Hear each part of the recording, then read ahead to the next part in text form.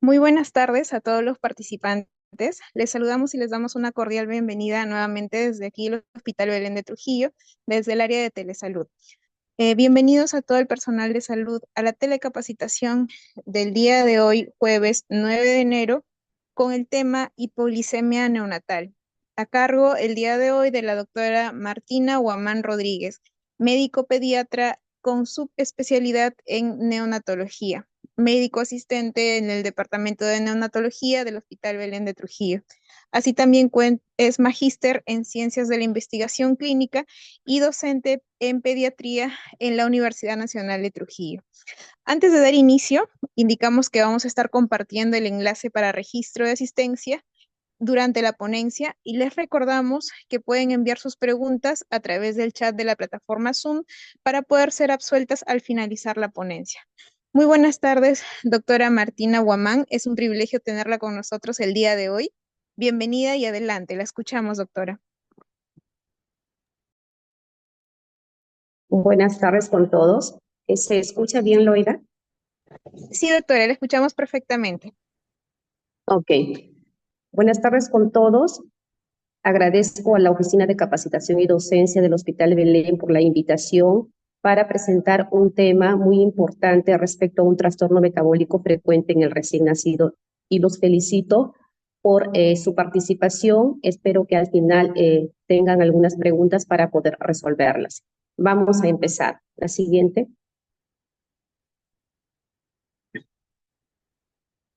¿Por qué revisamos hipoglicemia neonatal? Tenemos algunas consideraciones como, por ejemplo, que es el trastorno o desorden metabólico más común en los recién nacidos. Hay otros trastornos, pero de repente los vamos a ver con menos frecuencia. Sin embargo, la hipoglicemia neonatal va a estar muy de cerca, no necesariamente en un hospital tercer nivel, sino también puede ser en un hospital primer nivel, puesto de salud, centro de salud. ¿Por qué también es importante revisar este tema? Porque las concentraciones bajas de glucosa, si fueran prolongadas o recurrentes, pueden producir efectos sistémicos agudos y secuelas neurológicas que no queremos, pues, que puedan padecer nuestros recién nacidos. Porque también hasta la fecha existe incertidumbre sobre el nivel y duración de este valor de glucosa plasmática, el cual puede producir daño cerebral. Y porque los métodos diagnósticos rápidos como las tiras reactivas pueden ser no fiables. La siguiente. Entonces vamos a conversar un poco sobre la definición, la epidemiología, la fisiopatología, los factores de riesgo para hipoglucemia, cómo haremos el diagnóstico y cuáles son las medidas de tratamiento. La siguiente. Al finalizar la exposición, ustedes deberían ser capaces de identificar factores de riesgo para hipoglicemia, reconocer a un recién nacido que tiene clínica de hipoglicemia, realizar un diagnóstico adecuado de hipoglicemia y darle por lo menos el manejo inmediato. La siguiente. Entonces hablamos de dos definiciones de hipoglicemia, uno que es la clínica y otro que es la numérica. La definición clínica es una definición muy antigua que se sigue manteniendo hasta la actualidad. Fue publicada en un trabajo el año 1935 y que la seguimos usando porque es lo que se llama la triada de Whipple, ¿no? Que un niño, yo le puedo diagnosticar hipoglicemia si encuentro un nivel bajo de glucosa confiable, si el niño tiene manifestaciones clínicas y si luego de que yo le instauro un tratamiento se resuelven esos signos, ¿no? Con estas tres características yo puedo hacer un diagnóstico clínico de hipoglicemia. Sin embargo, pues hay protocolos que establecen un valor que se obtiene luego de tomar una glucosa plasmática, ¿no? Y ese valor ha ido modificándose en el transcurso de los años. Antes era 40, luego fue 47 y en los últimos años, ustedes vamos a ver la revisión de las guías en el transcurrir de los años, ahora estamos considerando 45 miligramos por decilitro. Debajo de ese valor se considera el diagnóstico de hipoglicemia, que equivaldría a menos de 2.5 milimoles litro. Entonces, ¿qué tan frecuente es esta patología? En niños a término se estima que se presenta entre 5 a 7 por cada recién nacidos, siendo más frecuente en el sexo femenino. Pero cuando estos pacientes son grandes para la edad gestacional, esta frecuencia incrementa a 8 por cada 100, y más aún si estos recién nacidos son hijos de madre diabética, donde la frecuencia incrementa a 20 en 100. Es decir, 2 de cada 10 niños van a hacer hipoglicemia cuando su madre es diabética. Y esta frecuencia se incrementa, se sigue incrementando, es alta, por ejemplo, en los niños prematuros, pequeños para la edad gestacional, que tienen restricción del crecimiento intrauterino, donde la frecuencia es 15 en 100. Y también hay algunas causas raras que no debemos de dejarlas de lado, sobre todo cuando el paciente hace hipoglicemia persistente a pesar del tratamiento, ¿no? Y ahí tenemos los errores innatos del metabolismo, como las enfermedades por depósito, la galactosemia y acidemias orgánicas, que son las más raras. La siguiente. Hay que recordar un poco sobre qué pasa entre el bebé cuando está intraútero y luego que se clampe el cordón umbilical. Entonces, en condiciones normales, el feto no produce glucosa. Hay una transferencia continua de la glucosa de la madre a través de la placenta. Se dice que esta transferencia es por difusión facilitada, de tal manera que en la etapa fetal las concentraciones de glucosa en el recién nacido van a estar muy controladas por el metabolismo materno, ¿no? Es tanto que es un valor muy similar, se dice que hasta 2/3 de la glucosa materna es la glucosa del fetito, y por lo tanto el bebé tiene mínima necesidad de hacer una regulación endocrina fetal. Pero ¿qué pasa cuando el bebé nace y obviamente vamos a tener que clampar el cordón umbilical? Y eso va a generar una suspensión brusca de este aporte de glucosa que era continuo a través de la placenta. Y ahora pues el bebé va a tener que aprender a regular o adaptar sus niveles de glucosa a través de, uno, por ejemplo, la ingesta de leche materna, ¿no? Y también a través del uso de sus mecanismos homeostáticos que van a permitir normalizar este nivel de glucosa. De tal manera que en las primeras horas de vida se va a producir una caída fisiológica del nivel de glucosa que podría ser incluso hasta menor de 40 miligramos por decilitro. Sin embargo, después de estas 2 horas, entre las 2 y las 3 horas, ese bebé va a hacer uso de sus mecanismos de adaptación y va a normalizar su glucosa. Eso es lo normal, ¿no? Un recién nacido sano obviamente va a tener todos estos mecanismos que puede controlar la homeostasis de la glucosa. Va a usar sus reservas de glucógeno que las captó en los últimos 3 meses. Y también va a poder producir glucosa a través de la gluconeogénesis. La siguiente. Entonces vemos ahí una curva, ¿no? Donde vemos los niveles de glucosa sanguínea y las horas de vida del niño a partir del nacimiento. Y vemos pues que el nivel de glucosa cuando nace el niño pues estaba alto, pero inicialmente en la primera hora en una caída bastante brusca, que incluso puede llegar hasta 26 miligramos por decilitro en percentil 5, pero luego a partir de las 2 horas y 3 ya este valor se normaliza, ¿no? Eso es lo que una respuesta normal de un recién nacido sano. La siguiente.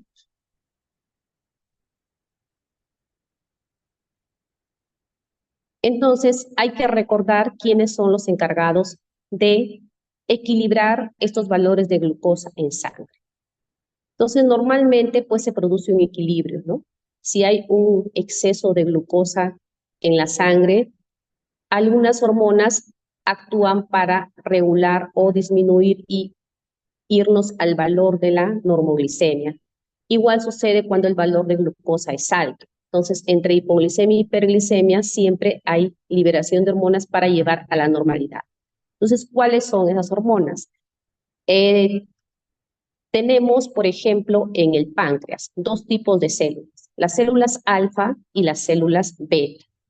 Las células alfa son las encargadas de liberar el glucagón y esta liberación ya se produce desde la 10ª semana de vida del recién nacido. Y las células beta son las encargadas de producir la insulina. Ahora, estas dos hormonas obviamente tienen funciones contrarias, ¿no? Mientras la insulina es la hormona que va a hacer que las células tomen glucosa de la sangre, por lo tanto, o en consecuencia, los niveles de glucosa en sangre se van a reducir.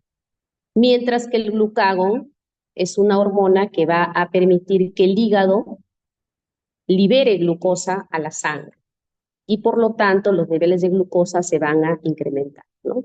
Entonces, ¿qué pasa? Si nosotros tenemos un nivel bajo de glucosa, el páncreas va a liberar glucagón a partir de las células alfa y esto va a permitir que se capte la glucosa, que se libere, perdón, glucosa a partir del hígado a la sangre y se eleve el nivel de glucosa. Y al contrario, cuando tenemos un nivel alto de glucosa, las células beta del páncreas van a liberar insulina para que las células tomen esta glucosa de la sangre y disminuya el nivel de glucosa. Y además hay un tercer participante que es la adrenalina, ¿no? Que también se libera durante el parto y favorece la liberación o el incremento de la glucosa en sangre. Y de esta manera es que se está produciendo un equilibrio para que exista la normoglucemia. La siguiente. ¿Qué más hace un recién nacido saludable? Si es que la glucosa le disminuye en sus primeras horas de vida, porque es una caída fisiológica, ¿qué hace en un recién nacido sano? Hace uso de sus mecanismos de adaptación, como la liberación de glucosa a partir del glucógeno, ¿no? A partir de sus reservas que están en el hígado, pero también podría sintetizar glucosa a partir de otros sustratos como los ácidos grasos, el glicerol y el lactato. La siguiente. Entonces ahí vemos las variaciones metabólicas que van a suceder después del nacimiento, ¿no? Entonces vemos que hay una caída de glucosa, pero hay una elevación de las catecolaminas para compensar esa caída transitoria de glucosa. Igual, posteriormente, la insulina también cae, pero luego nuevamente debería de caer la insulina como respuesta a la disminución de glucosa, ¿no? Para normalizarse los niveles de glucosa. La siguiente. El cerebro tiene pocas reservas de glucógeno, pero su consumo cerebral es 60-80%. El metabolismo inmaduro del recién nacido no puede utilizar bien otros sustratos como el lactato y los ácidos grasos, de tal manera que su glucosa depende básicamente de las reservas de glucógeno hepático y de lo que ingiera a través de la lactancia materna. La siguiente. Tenemos diferentes causas que pueden generar o llevar a un niño a que haga hipoglicemia, ¿no? Algunas, las más raras, son las genéticas, donde se consideran los errores innatos del metabolismo, como déficit o ausencia de alguna enzima. Y hay otros factores que son el ambiente intrauterino. Estos factores están asociados básicamente a patologías maternas o a medicamentos que se le administra a la madre. Y hay otros factores que son ya postnatales, ¿no? Factores del ambiente extrauterino o alguna patología del recién nacido. La siguiente. Y también la siguiente.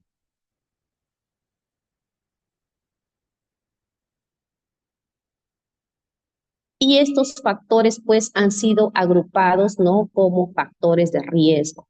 Entonces, antes que nazca un bebé y después que nace, yo tengo que averiguar qué factores de riesgo para hipoglicemia puede tener. ¿Por qué? Porque cuando yo decido pedirle un examen de glucosa plasmática, no tengo que hacerlo a todos los recién nacidos, ¿no? Sino invertiría mucho innecesariamente, porque algunos van a tener una caída fisiológica, pero se van a recuperar. Entonces yo tengo que seleccionar la población a quién le voy a pedir una glucosa plasmática. ¿Quiénes son los niños de riesgo? Y acá pues consideramos a los prematuros. Todo prematuro es un niño de riesgo, un niño que tiene restricción del crecimiento intrauterino, un niño que es pequeño para su edad gestacional, es decir, que su peso está debajo del percentil 10, ¿no? Si es que veo mis curvas del CLAP, por ejemplo, entonces son niños candidatos a tomarle una glucosa plasmática porque tienen mecanismos que pueden conducir a que haga hipoglicemia. Sus depósitos de glucógeno son bajos, sus depósitos de grasa son bajos, tienen un retraso en la gluconeogénesis, en la formación de glucosa, hay inmadurez en respuesta hormonal y enzimática. Estos niños generalmente tienen dificultades para la alimentación y son niños que a veces tenemos que hacer la restricción de líquidos y energía. Hay otro grupo de riesgo, como el hijo de madre diabética, hay una patología que es el síndrome de Beckley-Wiedemann y niños con enfermedad hemolítica RH, donde pueden hacer hipoglicemia como consecuencia de un hiperinsulinismo transitorio, donde hay hiperplasia de las células beta de los islotes de Langerhans y como ustedes vieron, la insulina pues hace o genera mayor captación de glucosa por las células y por lo tanto disminuirían los niveles de glucosa en sangre. Hay otros factores como un niño que tiene estrés perinatal, y llámese una patología como asfixia perinatal, sepsis, policitemia, hipotermia. Puede hacer hipoglicemia porque tiene un aumento del metabolismo anaerobio, tiene bajos depósitos de glucógeno, tiene también dificultades para alimentarse, hiperinsulinismo. Y hay algunas drogas que si lo recibiera la madre, ¿no? Como el propanolol o agentes orales hipoglicemiantes, también podrían generar hipoglicemia. Enfermedades más raras como adenomas de los islotes pancreáticos, insuficiencia adrenal, deficiencia hipotalámica, hay que considerarlas cuando el paciente hace hipoglicemia persistente, más los errores innatos del metabolismo. La siguiente. Entonces se ha agrupado a estas causas o factores de riesgo para hipoglicemia en dos grupos, ¿no?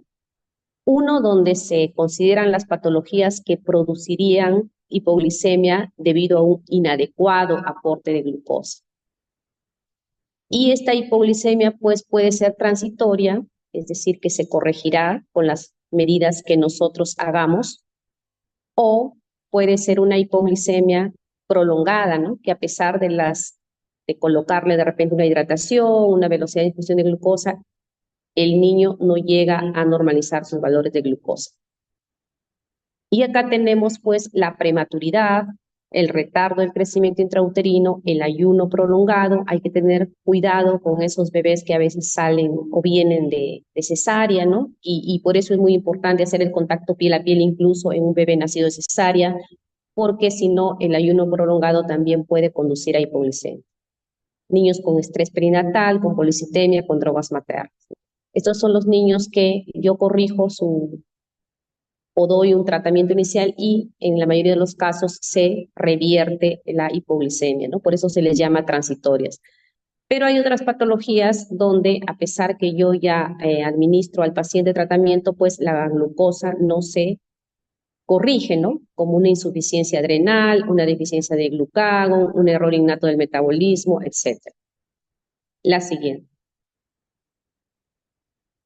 Y el otro grupo de patologías son aquellas que producen un incremento en la utilización, ¿no? Aquí no es que no hay aporte, sino que el paciente necesita o está utilizando más glucosa de la que normalmente utilizaba. Y acá tenemos, por ejemplo, el hijo de madre diabética, ¿no? Por el hiperinsulinismo, la eritroblastosis fetal, una exsanguinotransfusión, drogas maternas tipo hipoglicemiantes y a veces también iatrogénicas, ¿no? Hay que tener cuidado cuando una mamá o una gestante se le coloca dextrosa endovenosa.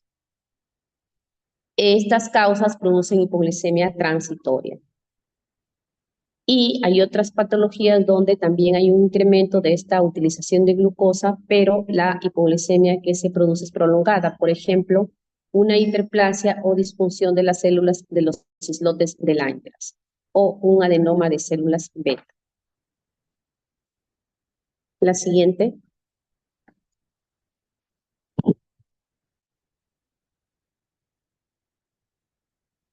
Ahora, ¿cómo se va a presentar? ¿Cómo se va a presentar un recién nacido con hipoglicemia, ¿no? ¿Cómo lo puedo reconocer? Si bien es cierto, la hipoglicemia también puede ser asintomática y eso no le desmerece importancia para manejo. Sin embargo, yo debo de saber, ¿no?, cuáles son las manifestaciones o cómo se va a presentar un niño que está haciendo síntomas. Hay dos tipos o se han agrupado las manifestaciones en dos grupos, ¿no? Unas que son las manifestaciones neurogénicas o adrenérgicas, secundarias a la activación del sistema nervioso simpático y que son las que se van a presentar de manera inmediata, y las neuroglucopénicas que se van a presentar de manera más tardía, si se quiere decir así, ¿no? O después de las adrenérgicas, y que se deben ya a una disfunción cerebral por una inadecuada glucosa. Entonces, las manifestaciones que tienen que ver con el sistema nervioso simpático, tenemos que el niño puede estar tembloroso, nervioso, y eso se ha encontrado en un 81% de pacientes, o está irritable en un 41%. Puede ser que el niño hace taquipnia, ¿no? Y a veces hasta lo confundimos con de repente un problema respiratorio, pero es todo secundario a la hipoglicemia. Sudoroso, pálido, hace inestabilidad vasomotora, puede hacer hipotermia, taquicardia, el moro exaltado, un llanto agudo, signos de hambre excesiva, puede vomitar, o también puede ser un bebé que vemos que no succiona, que se duerme mucho, ¿no? Hace una negativa a alimentarse, ¿no? Hace una mala succión o no quiere lactar. Y las neuroglucopénicas, pues ya acá tenemos el niño con efectos secundarios a la disfunción cerebral, como que está letárgico, plácido, hipotónico, ¿no? A veces dicen la mamá se duerme mucho, no despierta para lactar, puede convulsionar, puede llegar al coma, hacer apnea o una respiración irregular y hacer cianosis. La siguiente. El diagnóstico, ¿no? Como dije, una forma es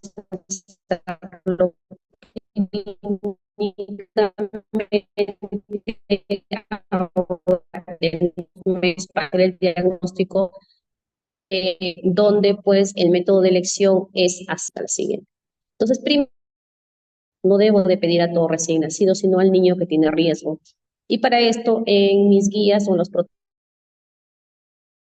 protocolos, pues debo de tenerlo bien establecido. ¿Quiénes son esos niños de riesgo, no? Hay condiciones maternas y neonatales que ya los había mencionado en la parte de los factores de riesgo y la fisiopatología. Entonces, por ejemplo, un hijo de madre diabética, ¿no?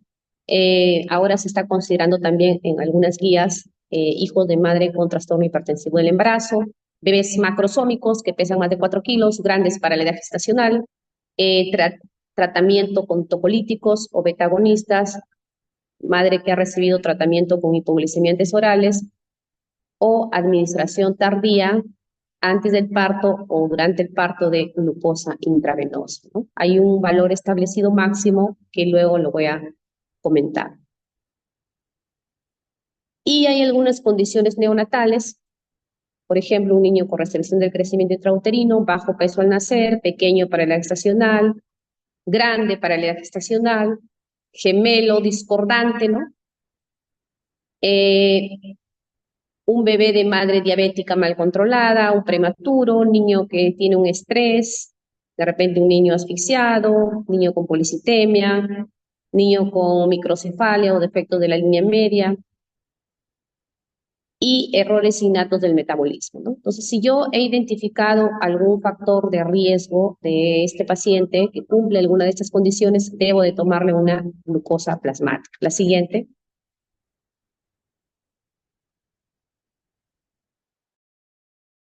Entonces, el examen de elección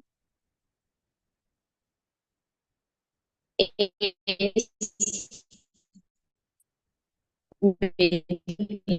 plasmática, ¿no? No es la reactiva, tiene margen hacerse la medición por el método enzimático, ¿no? Entonces, hay que pedirlo así como glucosa plasmática. ¿Y por qué no la tira reactiva? Porque la tira reactiva lo que mide es los niveles de glucosa en sangre total, ¿no? Y se ha encontrado que pueden ser inferiores, ¿no? a los de la glucosa plasmática, hasta un 15 a 18%. Por lo tanto, no son confiables. Al tomar la muestra de esta tira reactiva, también a veces acostumbramos tomar sangre del talón. Entonces, si es que uno hace esto, a veces presiona mucho el talón, no deja fluir libremente la sangre y esto puede generar hemólisis y falsas hipoglicemias. También hay que tener cuidado, a veces miramos la glucosa en una gasometría, por ejemplo, ¿no? Y hay que saber que en la sangre arterial la concentración de glucosa va a ser ligeramente superior a la venosa. El área donde vamos a tomar la muestra también hay que evitar colocar excesivamente alcohol porque nos podría dar valores erróneamente bajos. Y algo importante es el tiempo en el que se debe procesar, ¿no? Entonces hay que hacerlo inmediatamente en la primera hora de la toma de muestra porque por cada hora que se retrase o que esté al aire ambiente o a temperatura ambiente, pues los valores de glucosa pueden disminuir hasta 15 miligramos por decilitro. La siguiente. Entonces, ¿por qué hay que manejar, ¿no? Anticiparnos, dar el manejo lo más pronto posible de un bebé que hace hipoglicemia? Porque hay trabajos que nos han reportado secuelas neurológicas severas en un 12 a 20% de recién nacidos que tuvieron hipoglicemia al nacer. Hay imágenes de resonancia magnética que revelan anormalidades en sustancia blanca de estos recién nacidos, estudios a largo plazo donde encontraron alteraciones en el neurodesarrollo a bebés evaluados a los 18 meses y se ha encontrado injuria neurológica con valores menores de 20 miligramos por decilitro que han permanecido por más de 2 a 3 horas. También hay reportes en prematuros con pesos menor de 1850 y valores de glucosa menos de 45 durante 5 días, no necesariamente consecutivos, que tuvieron un incremento del riesgo de 3.5 veces de parálisis cerebral y retraso mental a los 18 meses. Entonces, hay una serie de afecciones, ¿no?, que se han encontrado en niños que se han hecho seguimiento a largo plazo, incluyendo alteraciones en la audición. La siguiente.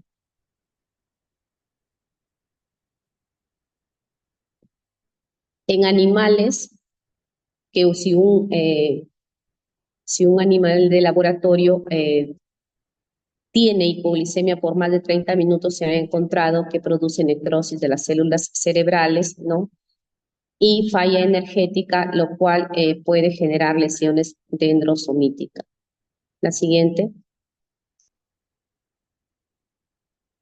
Entonces, ¿qué vamos a hacer con un niño a quien le hemos diagnosticado hipoglicemia? Es decir, un niño que trae factores de riesgo, que por protocolo yo le pido una glucosa plasmática a las 2 horas de vida. A veces al hijo de madre diabética se recomienda pedirlo en la primera hora solamente de vida porque tienen alta posibilidad de hacer hipoglicemia.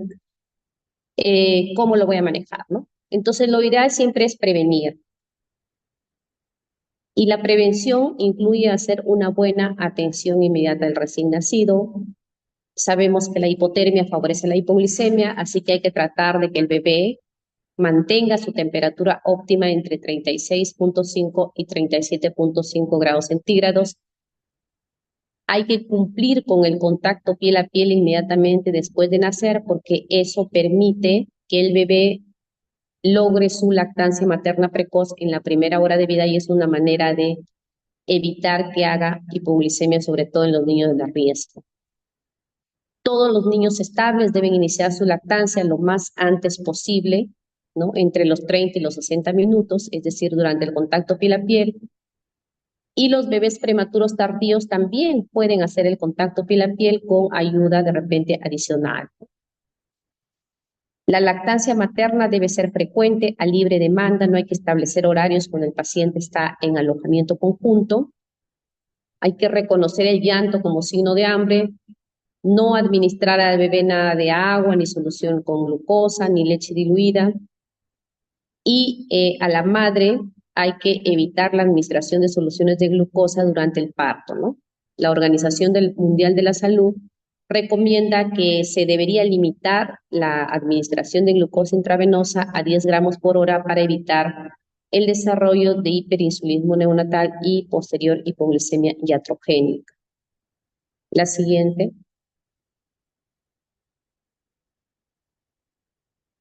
Hay muchas guías a través de los años. La siguiente, la primera que se publicó sobre hipoglucemia de los últimos años es la del 2011. Desde ahí han venido estableciéndose o publicándose diferentes guías, ¿no? La de 2011 es la que publicó la Academia Americana de Pediatría. Luego tenemos la de 2015, 2017 de Reino Unido, 2018 de Europa, 2019 de Australia, Canadá, y hasta la última que es del CNEO del 2022. Entonces, hemos hecho una revisión de estas guías para establecer, ¿no? O llegar a un consenso de cómo debemos de manejar a estos niños, tratando de uniformizar criterios, sobre todo porque la discusión siempre ha sucedido en la hipoglucemia asintomática. La siguiente. En el Hospital Belén recién hemos actualizado nuestra guía de manejo de la hipoglucemia luego de haber hecho la revisión de estas guías. Y voy a presentar el algoritmo. Entonces, cuando un bebé tiene factores de riesgo, lo tengo como un grupo de riesgo que puede ser materno o neonatal, debo hacer mis medidas generales y preventivas como siempre para cualquier paciente. Y como es un niño de riesgo, tomarle su glucosa plasmática a las 2 horas de vida. Si este valor es menor de 45 miligramos por decilitro, es un niño con diagnóstico de hipoglucemia. Ahora, tengo que ver si tiene síntomas o no tiene síntomas, porque va a haber muchos niños que ustedes van a ver que están con su mamá, pero su valor salió menos de 45, pero ellos lactan bien, están activos, despiertos. Lo único que preocupa es que su valor de glucosa plasmática es menos de 45. Entonces, esos serán los niños asintomáticos.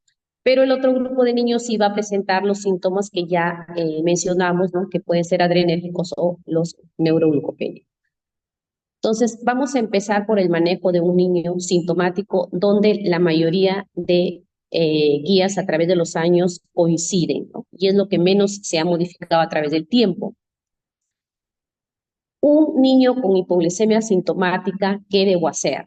Es un niño que su glucosa tiene menos de 45 y de repente está hipoactivo, no lacta, de repente está con taquimia, no está sudoroso, está irritable, etc.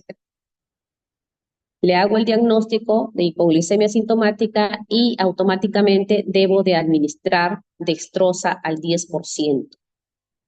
La dextrosa viene al 10% y simplemente tengo que coger 2 mililitros por kilo de esa dextrosa, que equivale a 200 miligramos de glucosa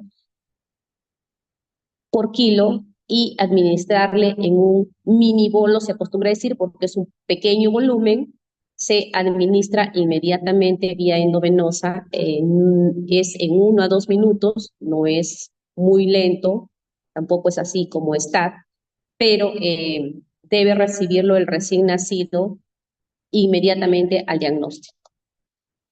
Pero eso no es suficiente con el bolo, sino que además debo de iniciar una infusión de dextrosa endovenosa donde la velocidad de infusión de glucosa con la que le voy a administrar sea de 5 a 8 miligramos kilo minuto. Para hacer este cálculo hay fórmulas de la velocidad de infusión de glucosa que se pueden revisar.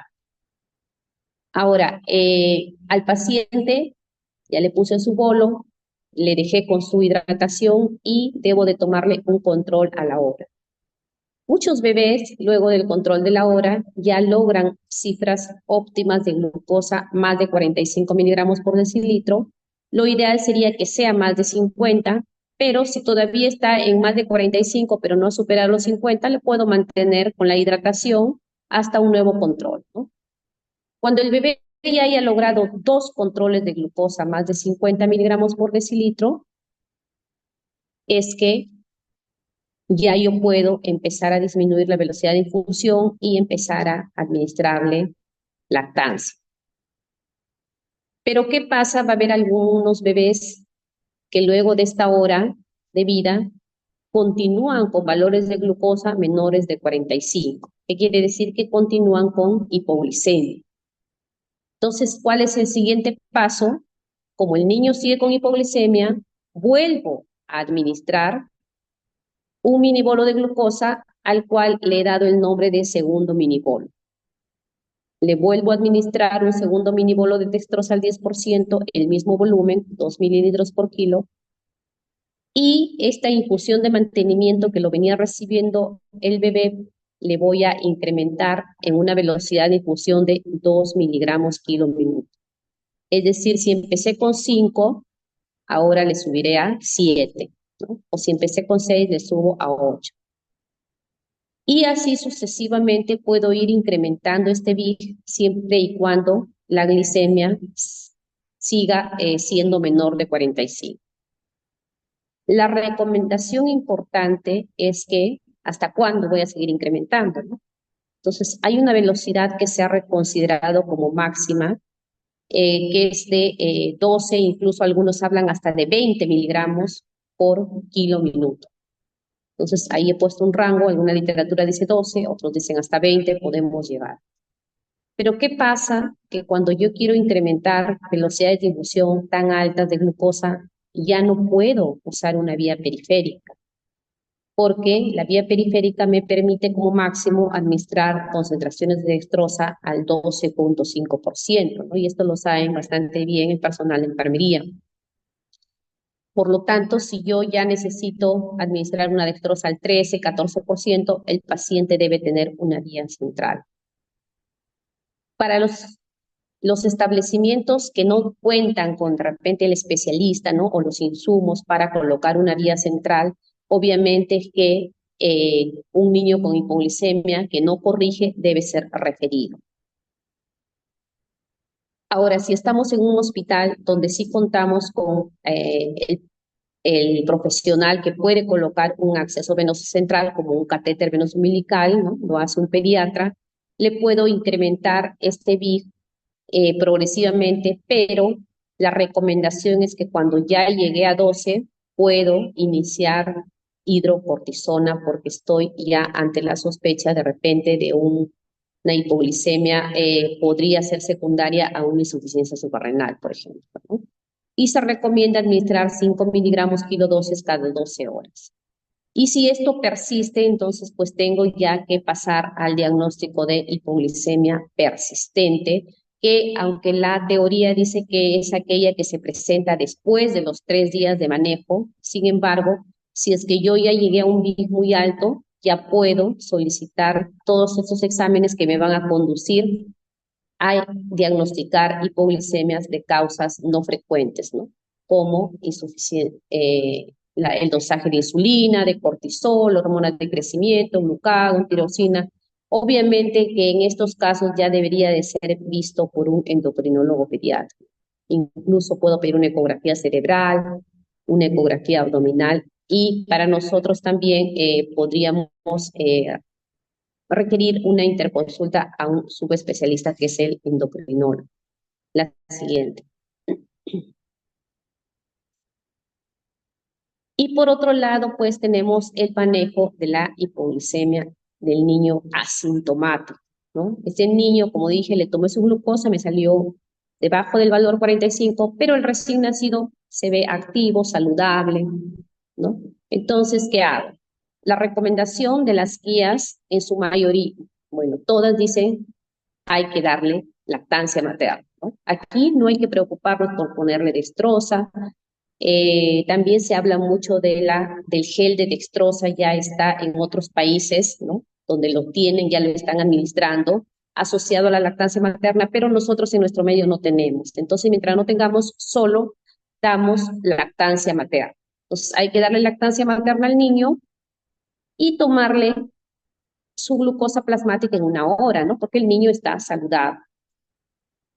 Y en este segundo valor de glucosa plasmática vamos a tener 3 respuestas. Puede ser que ya su glucosa o su glucosa plasmática es mayor de 45, está entre 25 y 45 o es menos de 25.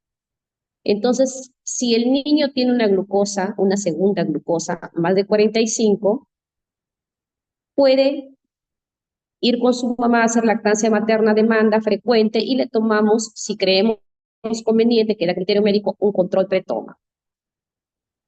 Pero si el niño tiene una glicemia entre 25 y 45, hay que nuevamente darle lactancia materna, pero hay que supervisarlo, ¿no? Para ver si la mamá tiene buena producción de leche. Existe la posibilidad por ahí de administrar un sucedáneo, depende cada paciente, hay que evaluarlo de manera individual.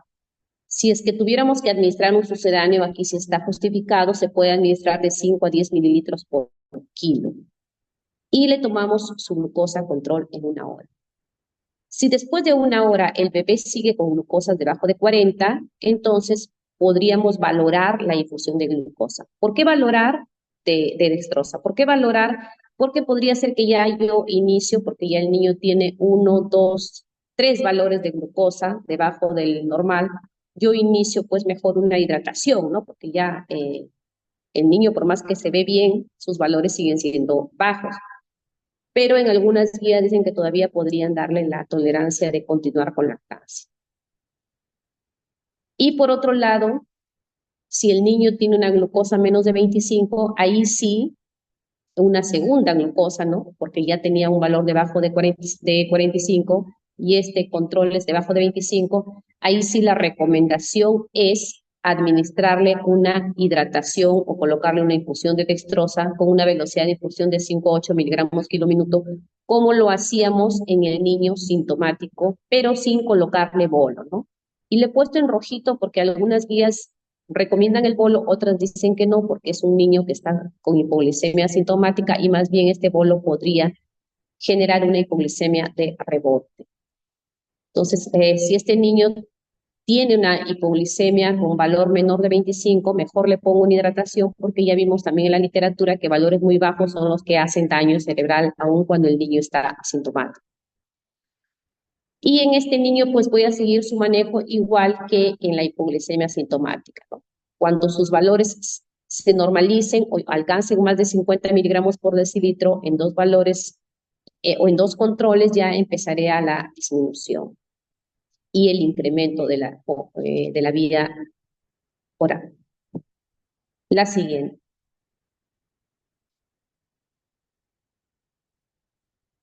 Entonces, pues, hemos mencionado que hay algunas causas raras de hipoglicemia persistente. Lo ideal es que acá ya entre a tallar el endocrinólogo pediatra. Sin embargo, por ahí las guías también nos recomiendan que podríamos administrar la hidrocortisona, como les comenté, cuando llegó a un BIG más de 12 miligramos por mililitro, miligramos kilo minuto, perdón, que podríamos administrar también glucagón, ¿no? Cuando sospechamos que hay deficiencia de las hormonas contrarreguladoras como el glucagón y el cortisol. Pero también ahí no hay que dejar de lado otras causas que podrían ser secundarias como un hiperinsulinismo, ¿no? Donde a veces si se tratara, por ejemplo, de un adenoma pancreático, la solución va a ser una pancreatectomía. La siguiente.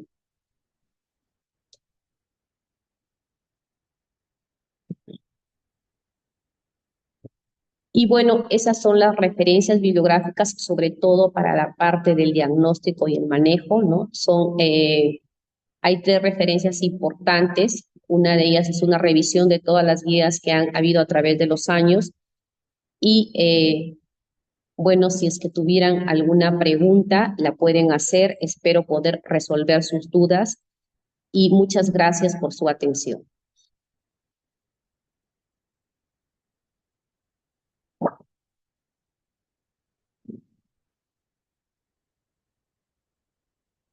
Doctora, muchísimas gracias por la ponencia del día de hoy. Muchísimas gracias a todos por su conexión y por la prestación de su tiempo para poder informarnos un poco más con respecto a lo que es el tema del día de hoy y polisemia neonatal.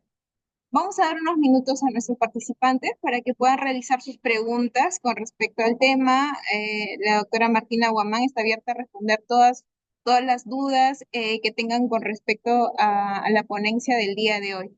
En lo que nuestros participantes nos hacen sus preguntas, doctora, ¿alguna recomendación final que nos pudiese dar para poder culminar la telecapacitación? Sí, la recomendación de repente más importante es saber identificar a los niños de riesgo, ¿no? esa relación que es un poco amplia, pero de las cuales de repente la tercera parte de esa tablita son causas que vemos a diario, ¿no? Como bebés macrosómicos, bebés pequeñitos, bebés de bajo peso, hijos de madre diabética, prematuros, ¿no? Son niños que no se nos debería pasar por alto tomarle una glucosa plasmática, ¿no?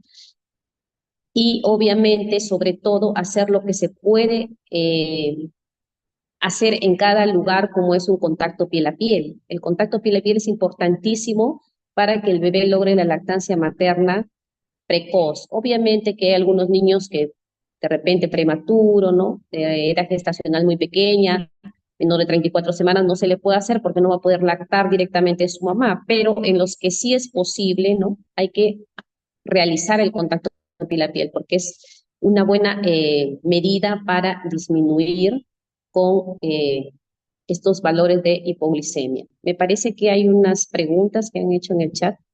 Así es, doctora. Vamos a dar lectura. Aquí nos comentan, nos indican, si estoy en un lugar que no cuento con laboratorio, ¿cuáles serían los signos de una hipoglucemia en neonatos? Ajá, sí, justo en la lista que presenté, que hay dos tipos de manifestaciones clínicas, las más precoces son las que tienen que ver con la actividad adrenérgica, ¿no? Y las otras con las neuroglucopénicas. De repente son muchos los síntomas, sin embargo hay que buscar los más frecuentes. Entonces, un niño con hipoglicemia generalmente es un niño que la mamá les va a decir que se duerme mucho o que está irritable o que está hipoactivo, ¿no? O que de repente hace taquimia, hace cianosis. Por lo tanto, yo tengo que buscar eso más el factor de riesgo, ¿no? Entonces, yo veo que el niño de repente no tiene factor de riesgo para sepsis, ¿no?